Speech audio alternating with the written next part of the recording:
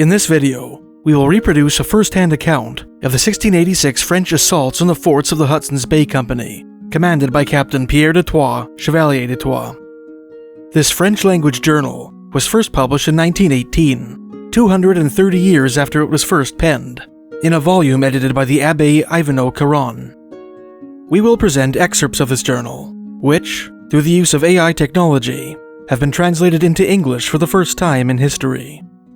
De Troye and Company pioneered what would become a grueling brigade route connecting the Ottawa River with Hudson Bay, the trailhead of which begins on Lake Temiskaming, a section of the Ottawa. This aquatic highway was first traversed by whites in the spring of 1686, when the wilderness of what is now northern Ontario was populated by the members of two competing fur companies. To the north was Rupert's Land, the watershed of Hudson Bay, on the gloomy shores of which the 16-year-old British Hudson's Bay Company, or HBC, built its frozen palisade fortresses. To the south was the Pays d'Eau, the watershed of the Great Lakes, patrolled by independent French coureurs de bois and agents of the 4-year-old Compagnie du Nord. Despite that the British King Charles II and the French monarch Louis XIV at that time were reveling in what historian Francis Parkman Jr. described as a time of profound peace, the French syndicate had waged an aggressive campaign against its British rival since its inception, hoping to stem the flow of furs to the north.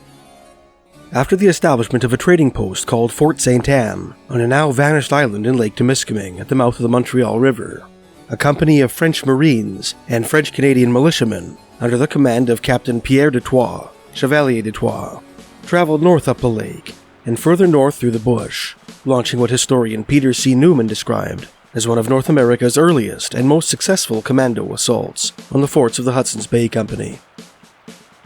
At the time of this so-called Hudson's Bay expedition, the route between Hudson Bay and the Ottawa River was an uncharted wilderness, in which no portage routes had yet been cut. The following is Pierre de Troye's account of his assaults on the forts of the Hudson's Bay Company. This fort is made up of large palisades which, rising out of the ground from a height of 17 to 18 feet, form 4 curtain walls, each side of which is 130 feet long. They are flanked by as many bastions, the level ground of which is underpinned by 2 rows of large stakes, interlaced from space to space, with planks which cross them from one row to the other, seem to bear and stiffen the earth they contain and keep it from being able to collapse. They are very well equipped with cannons. The 2 who facing the river are jerry for 3 pieces, which actually appear out of their embrasures. There were 2 guns, one on each flank to defend the curtain wall, and the other facing the bastion, and 2 facing the desert, which is around the fort, of 20 acres or thereabouts, which carried 6 or 7 pounds of bullets. The embrasures were very well made so that it would have been impossible to slide any rifle shot along the pillar because of a slide which joined them and which withdrew easily when it had to be operated. This is the interior of the square, which contained a large one and a redoubt in the middle, made up of 3 stories with rooms on top of them. There was a terrace above made of joist planks with its parapet, which had 4 embrasures on each side, made in the shape of the approaches, in which only 4 pieces of wood appeared, of which there were 3 of 2 pounds and 1 of cast iron, of 8, which saw all the surroundings of the fort beaten in cavalry, the main entrance to which was in the middle of the curtain wall facing the river, closed by a half-foot thick door, reinforced with nails and large hinges and crossed with iron bars. There was also a false door in the curtain wall facing the wood. Let's get back to our attack, which I arranged in this way. First of all, I ordered 2 canoes from the ocean, one of which carried picks, shovels, pickaxes, ladders, and planks, and the other, the bellier that I had made, with orders to follow the detachments that were marching along the water, whose shore is very beautiful at low tide, and which cannot be inconvenient from the fort, which was only 30 paces away. I detached the Sieurs de Saint-Hélène and d'Iberville with 18 men to go and insult the Danks who were defending the curtain wall, which faces the wood, and ordered the man called La Liberté with 6 others to make a mock attack, enjoining him to put 3 of his men on each flank of the right-hand curtain wall of the fort, one of whom would cut the palisade and the other 2 would fire continuously into the embrasures to inconvenience those who handled the guns. As for myself, I made 3 detachments of all that I had left, and reserved it for my attack, which was to be the main attack. Each detachment had a sergeant at its head, 2 of whom I ordered to fire as much as possible at the curtain walls and flanks to prevent the enemy's cannon from serving him and harming us, and ordered the 3rd to bring in the bellier and break down the gate, while I kept myself busy animating our people and giving the orders necessary on such occasions. In the meantime, the Sieur de Troye came to ask me if he would jump over the palisade. I replied that when orders were given to attack and take a place, it did not matter how one went about it. He interpreted this so well that in a moment he was hit the palisade sword in hand, followed by the Sieurs d'Iberville, Maricourt, Laouoye, and Palemont, and 5 or 6 others who alone were able to do the same with their detachment. They bravely entered the fort, seized the cannon, and opened the false door, which was not locked. During this time I sent for the bellier, and going from one post to another, I took care exactly that what I had ordered was carried out regularly. I visited, among others, the LT of Sergeant La Liberté, to whom I owe, as well as to all the others, the testimony of having seen them vigorously do their duty. When the bellier arrived, I had the gate of the fort broken down, during which exercise it happened that my people, who were firing from all the places that could allow it, discharged through the palisades at the detachment of the Sieurs de Saint-Helene and d'Iberville, whom they believed to be the English who were sending each other back to defend themselves. There was one of our men who bore the brunt of this contempt by a wound which he received in the kidneys. I entered at that time the fort, accompanied by all my men, to whom I had a continuous fire made in the portholes, windows, and other openings of the redoubt, occupying myself in the meantime in having a piece of cannon which was in front of the right-hand bastion removed from its blaze in order to turn it against the redoubt. But I was very surprised when, wanting to see if it was loaded, I found nothing inside and no cannonballs, which I could not use, which would have been repaid by the diligence with which our people broke down the door, when our English interpreters advised me that they were asking for quarter. I then had a great deal of difficulty in stopping the ardor of our Canadians who, shouting loudly in the manner of the savages, were only interested in playing with knives. In the end, I got the better of them and had my interpreter shout to the English that they had to surrender and that there was good reason for them to do so. One of them sent the interpreter to lead them and used very insolent language, adding that he wanted to fight and in fact wanted to point a bastion at us, which obliged him to uncover himself a little too much, and he received a rifle shot in the head which knocked him dead in the square. There are those who attribute this shot to Monsieur de Troye, who is reputed to be an excellent marksman. However, as I had redoubled the attack and kept up the fire from all sides, they shouted,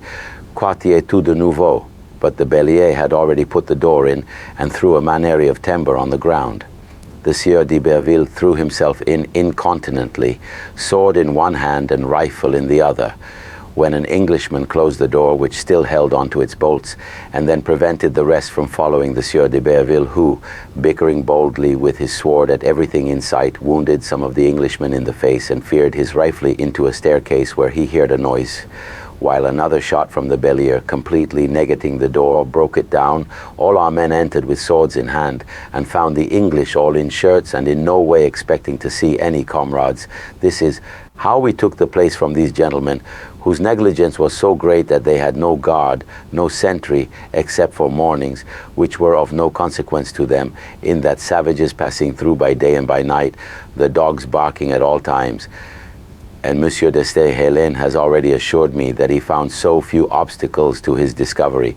that he had all the time in the world to probe with the rod of his rifle the guns of the fort to see if they were loaded. This, together with the little or no resistance we found, clearly shows the little value of this nation if it is not hardened. I had them unfinished and locked up in a cellar, where I held them for half a day, during which time I took stock of everything, having first begun by setting up a guardhouse and having sentries posted wherever I deemed it necessary. I then sent for Father Sylvie and ordered the canoes to be brought in with their guards, whom I recalled, after which I had our blacksmith work diligently to recode all the Turkish links and put everything back in place. For this purpose he used the forge which was outside the fort, so everything was soon repaired during the day. It only remains now to add to the description I have made of the fort, the forge which is outside, and a large shop with a kitchen which are placed between the first enclosure and the redoubt. under which the miner had already made a hole seated sufficient to place a 501 powder keg to blow it up if they had wanted to resist. In addition, the Sieur de Mariot and Lalenend, the Notte de la Chevalerie and de Saint-Denis did very well.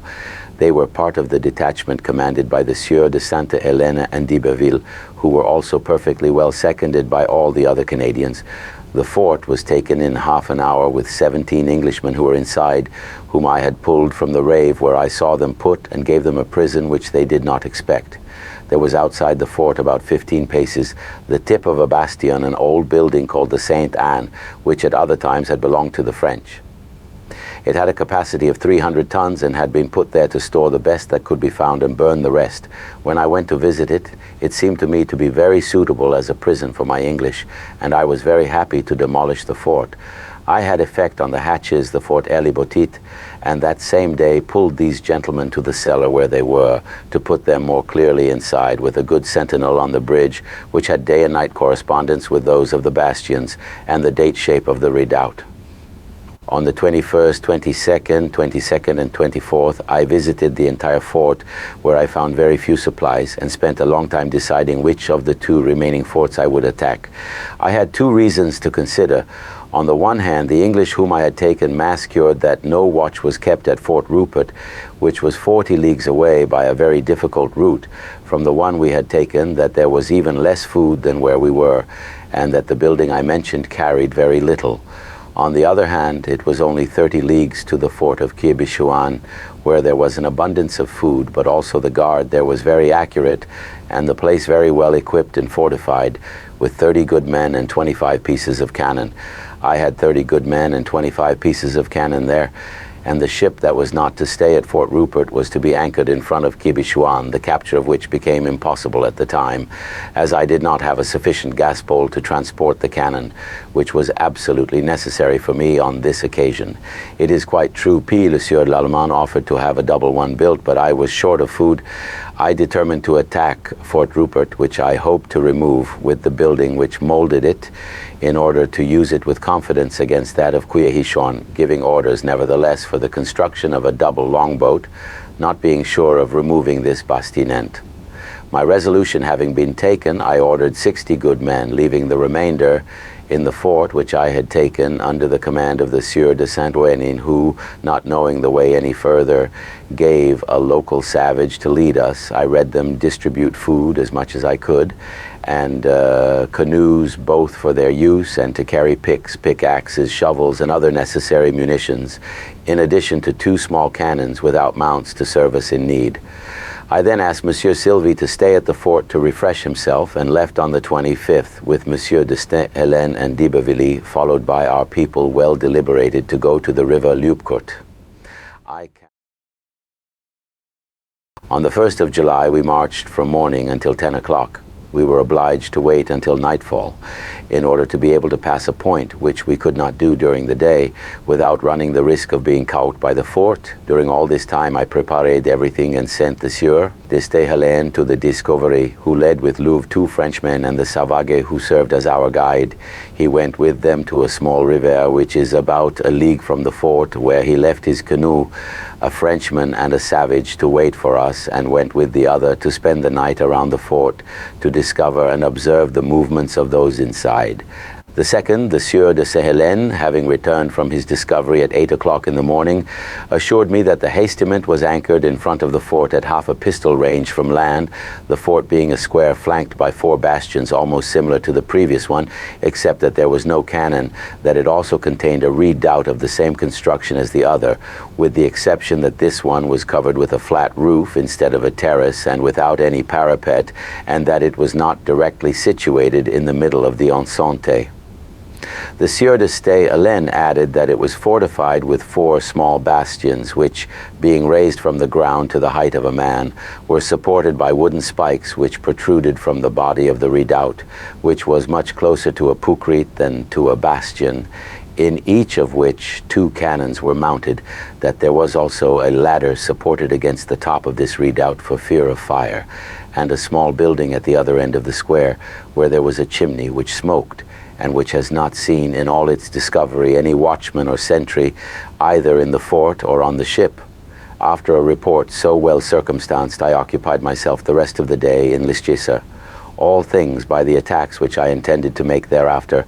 of which I gave the Sieur d'Iberville the choice from the whole detachment of 13 men, making him 14, to go in 2 canoes, present the side to the Anglo ship and seize it, having to be subdued by another detachment led by a servant, who had to fire from the water's edge at all those who might have appeared on the deck of this ship. This was his part. At the appraid of the fort, I put Monsieur de Stenelen at the head of the detachment. I had intended to attack it. They broke down the door with Bollier blows, while I was at the head of the rest of our people, whom I had placed in battle. To keep them in check, I had my 2 small lion cannon estat, and, what is best, all our people very animated. When night had come, we all marched in the order I had prescribed, and all the more diligently as there is almost no night in this pay, in which we noticed when it was almost dawn that the setting sun was still appearing, and on the 3rd of July we put ashore at daybreak and immediately brought forward 4 canoes,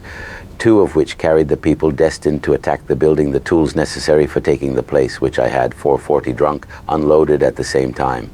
I then ordered them to march, which was done with all imaginable order. We followed the water's edge in profound silence until, having arrived close by, I made the shore detachment halt to order the 2 canoes to go and take the ship, towards which I saw them also leave quickly with much urgency. As I had always intended to make my 2 attacks at the same time, I marched straight to the fort, which I entered at the head of my detachment, after having had the door broken down with a bellier. I also ordered a grenadier and a boucher to throw grenades through the openings and to make new ones, and ordered a continual fire through all the windows, openings, and loopholes, which was done, although my grenadier, having climbed to the top of the redoubt by Lechelle, who was stationed there, shot so hard with his grenades at the dimity of an aiole whose barrel appeared that it burst. Jouil was broken into pieces, and a woman who tried to escape to another room was wounded in the heart by a splinter. During this execution, my people were firing continuously, and in order to make the music better, I wanted to attach my 2 cannons, which, making a bundle, will pierce the door of the redoubt, against which I saw them pointed. The miner on the other side was about to give us a dish of his trade, when the English shouted, "Erdier." I began as soon as the gun was fired, and having silenced them, I told them that they had to surrender and that there was good reason to do so. The one who began obeyed and came up to me trembling and begged me by the arm as if he was safe with me. I led him in this posture to the entrance of the fort, where I questioned him about what I wanted to know, at the time that the Sieur de Saint-Helene and our people were taking over the fort, and those who were guarding it. 30 men in number, including, however, those from the ship and others who had gone to fetch wood, and to try to save the Beaver, which had spent the winter under the sails of a ship which had been shipwrecked last year. As I was talking to this gentleman, who was trying to save a French Mécade, he told me to leave the island for fear of fire from the vessel, the catch of which he did not know, and which festooned when I advised him to do so. After that, I returned to the place from which I took out the English who had been disarmed, and sent them to the bottom of the channel to a jack of 35 to 40 tons, which was beached near the fort, and without a grey. I gave them food with their blankets and clothing, and for fear of the spirits, a guardhouse, as well as at the fort and on the ship whose capture is shown below. The 2 canoes which I had destined to take the building have left with the resolution which I have indicated above. The Sieur d'Iberville, who was in charge of one of them, lorded it on the tributary side, or having met the longboat, this prevented him from going on deck. They will find only 1 man, wrapped in his blanket, sleeping peacefully. The rest of the ship's crew were doing the same in bed, not expecting to wake up in the morning. Our people, having given 2 or 3 kicks on the deck to evacuate him, the one who was sleeping on top of him got up with a start, and having got out of bed, obliged one of the others to kill him with a rifle shot. At the noise, one of those in the room wanted to go up on deck, but Sieur d'Iberville prevented him from doing so, and struck him on the head with his saber, which did not stop his obstinacy. Called his companions to his assistance, and making every effort to climb up, he was stopped short by a blow from the same saber through the body. In the meantime, our men made openings with axes in the room, into which they rained a barrage of rifle shots. Some of the English feeling wounded, they all asked for quarter. They were taken to the back of the room. So we made sure of this Bastim Kant, where were, among others, Santer Brigno Brigar, who had been appointed to the fort of Monsipi and who this year was to relieve the governor of Kiklichoan, who had been recalled, was destined to be the general at the head of the bay. He had with him Captain Omoltus, who arrived in the bay last year in a 12-gun vessel which coined Mendoit and which, having Jerry on its way back, obliged the people inside to escape to Fort Rupert in a rowboat, one of whom was this woman who was wounded by a piece of the pomegranate when this fort was taken, and who had come to the bay to keep company with the wife of the governor of Kichikuan, of whom she was a friend. That was the outcome of these two ventures. I found myself rather hampered in this journey, not knowing exactly where the fort was, and having no guide this time other than an old savage who showed us that he expected nothing. Sieur de Saint-Germain had never been so far, and my apprehension was that we would be discovered indiscreetly when one evening, looking for the mouth of the Kishiahuai River, the English of this fort fired 7 or 8 cannon shots according to their custom, which made us aware by their tonnerre of the place where it was situated. We stopped in the moment and spent the night in our canoes, which the tide saw carried of the Yosti of ground where they were choez. In the morning the cold was threatening us, so we walked through the mud up to mid-leg to look for dry wood, which we used to build a fire. This place was directly opposite a kind of extrapade, with a seat intended to put a sentinel to discover. I incontinently filled the place of one which I laid,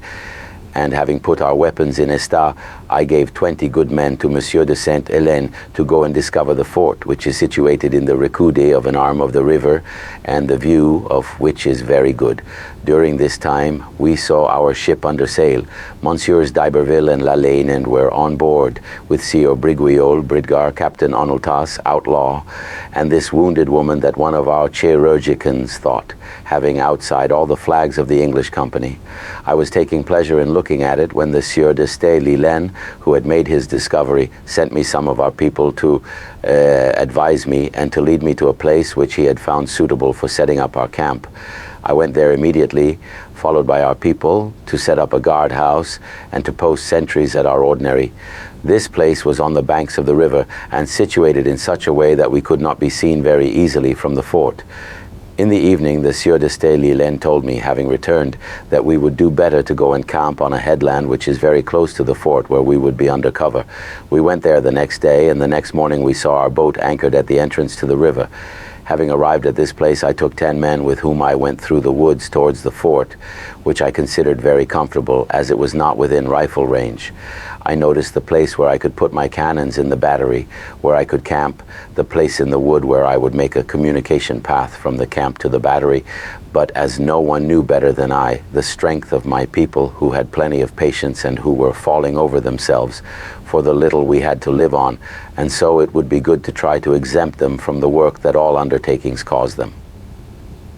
Your considerations give me a hard time with the governor, who has already let us know that he knew of our arrival by a cannonball shot, which he greeted us with without effect. I am therefore sending him a Tecumbour with our interpreter and a third, who is coming with orders to send him 3 Frenchmen called Géret, Lacroix, and Desmoulins, whom he had arrested as prisoners and treated very badly, and to summon him to return the place to me under safe and honorable conditions if he did not expect all the extremities felt by those who attacked them stubbornly, to inform him that I had taken the other 2 forts and their buildings, and in and out, and on his refusal. To do so, to tell him that I am resolved and in a state to be obeyed. In addition to this, I had expressly recommended to them not to eat and not to answer all the questions which could be put to them except by saying, "I don't know." On their return, they did not add the governor's reghin.se. It was stated in general terms which decided nothing, and made no mention of surrendering either the place or the prisoners, or of wanting to fight. This who made me judge that he was a man of ceremony, and that it would only take a few strokes of the Ianon to make him leave with honor. I set myself from the moment to tell the story. In fact, I asked him to sit down and started working on the battery, and 4 detachments went into the woods to the 4 corners of the faith, where I ordered them to make fires, cry at the stake and make all the demonstrations of being a water entity, with the exception of the quartet, who during this time had to work on building our battery, which would have been impossible for us as the ground was frozen, but for the cowardice of the English, who let us work as quickly as if we had been in their employ. So I had plenty of time to cut the frozen TCIT with l'IESIS. And the water winning the working, I made it drain by the means of a small trench which went on the edge of the river. In the end, on the morning of the 23rd, the battery was ready to receive the cannon. The platform was made of wooden planks, on top of which I had erected large stakes to guide the cannon with high pulleys which were attached. It was in our vessel, which from the entrance of the river where it was entered could not arrive because of the contrary wind, which continued all the following day, during which Monsieur de Hélène, Maricourt, and Delannoy continually harassed the besieged, with small plots of riflemen who, slipping among the Fredouibs, who were already large and two-footed, fired at any mercy on what they saw appear, as they had done while working on our battery. Without the English making any effort other than to raise their parapet to the height and thickness of a plank, and to fire a few cannon shots which, being poorly aimed, did no more than shoot spruce trees over our heads, which they measured with rifle shots. However, as the wind continued to be contrary, we had no more food, and our people lived on nothing but Macedonian parsley. So I proposed that we all make a vow to Saint Anne, to which we agreed and recited her litanies, to whom we each promised 40 sols for the repairs to her church on the coast of Beaupré, and to bring the pavilion, which was erected on one of the bastions of the fort, praying her, moreover humbly, to be favorable to us in our undertaking. This we did no sooner than the wind suddenly changed, bringing us to our fortress, from which I promptly had 8 cannon fired around our fortress, and I made such good use of it that on the 25th it was ready to fire. I had them aimed at the governor's flats, of which an Englishman gave me an account, so that, having taken my time to play, the situation was so favorable to me that the first cannon shot was fired as he sighed with his wife and their minister. 2 cannonballs having passed against the face of this woman, she fainted from fright, and the other under the arm of a valet who was pouring him a drink, let fall for fear the equerry which he had in the minister, the glass which he held in his hand, without anyone being hurt. At the instant they left the table and the room, as I have since learned. As for me, I will leave it at that to describe the fort, asking the reader only to remember that the day in question was the eve of Saint Anne. The fort of Quichichuan is situated on very wet ground, so that when the snow melts, the water rises to the first floor. See how it is composed. There is a large main building built of room upon room, which forms the greater part of the curtain wall, which faces the river. It is intended for the servants' quarters, having at each end 20 palisades, which complete the curtain wall on each side, and joining it to the bastions, of which it is flanked. The one facing the woods in the same way also has a large building used as accommodation for the governor, and the shop, as well as a number of bastions, the underside of which is used for this purpose. The other 2 curtain walls serve as large palisades, well joined together, crossed on top by a piece of wood fitted with iron spikes, as are all those that make up the enclosure of this place, each of whose curtain walls has a door defended internally by 2 cannon pieces, spiked directly in front of each door to stop those who have driven them in. The 4 bastions of which the fort is defended are of pieces on pieces with a flat plate above, like a cavalier, or there are, on each, 4 pieces of cannon, in addition to those which appeared in the lianas floor, the arretage. There still appears from the iostk of the wood a texte of palisade of the length of the courtine which covered it, which they lowered for fear that that would facilitate our approaches to the fort, at the end of which is a small kitchen. This is the situation and construction of this place, which is about 40 paces from the river, and is nevertheless surrounded by old, almost filled-in ditches where there is water in only a few places. I returned to our fortress, which dominated the square, from which it was only within rifle range with a small river in between. Father Sylvie, who had come from the Icastiment, went to bed in the camp, having said Mass at 6 o'clock in the morning. We aimed our cannon at the defenses of the fort. The Sieur de Hélène and d'Iberville, who had joined us, l'Allemand, In less than an hour, they sent us more than 140 volleys of cannon, which scorched the place from all sides, so that the bullets came to lead us. Our people shouted a great Vive le Roi. The English replied in kind, but it appeared to us, from the broken tone, that they were hiding in a cellar, which they have since admitted to us, and that the Vive le Roi, which they saw us answer, was to make us understand that they wanted to surrender, not being hardy enough to appear, and to go and blow up the pavilion which appeared on one of their bastions. However, when one of them wanted to do this, he returned just as quickly, without daring to go any further. As I knew nothing of all this, I was working at all costs to make cannonballs,